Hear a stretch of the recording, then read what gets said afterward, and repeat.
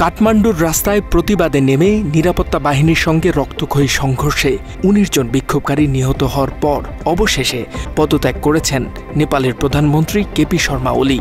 নেপালের সচিবালয় থেকে এক বিবৃতিতে এ খবর নিশ্চিত করা হয়েছে। সামাজিক যোগাযোগ মাধ্যমের উপর নিষেধাজ্ঞা ও দুর্নীতির বিরুদ্ধে প্রতিবাদে সোমবার থেকে নেপালে বিক্ষোভ চলছিল। কারফিউ উপেক্ষা করে মঙ্গলবার সকাল থেকে রাস্তায় নামেন বিক্ষোভকারীরা। নেপালি কংগ্রেসের কেন্দ্রীয় কার্যালয় সহ বিভিন্ন মন্ত্রী ও রাজনীতিকের বাড়িঘরে হামলা ও ভাঙচুর চালায় তারা। এছাড়া পার্লামেন্ট ভবনে ঢুকে সেখানে বিক্ষোভকারীরা আগুন দেয় বলেও খবর পাওয়া গেছে। পরে বন্ধ করে দেয়া হয় বিমান চলাচলও।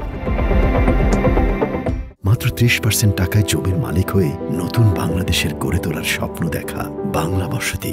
এমন পরিস্থিতিতে নেপালের প্রধানমন্ত্রীকে পদত্যাগের আহ্বান জানান স্থানীয় নেতারা এবং দেশটির সেনা প্রধান।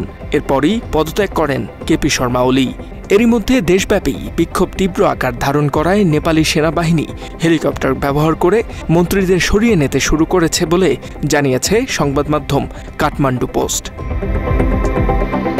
এদিকে ইন্দোনেশিয়ায় সংসদের ব্যয়বহুল সুবিধা ও সাধারণ মানুষের আর্থিক সংকট উপেক্ষা করাকে কেন্দ্র করে আগস্টের শেষ দিকে শুরু হওয়া আন্দোলন ক্রমেই সহিংস রূপ নেয়।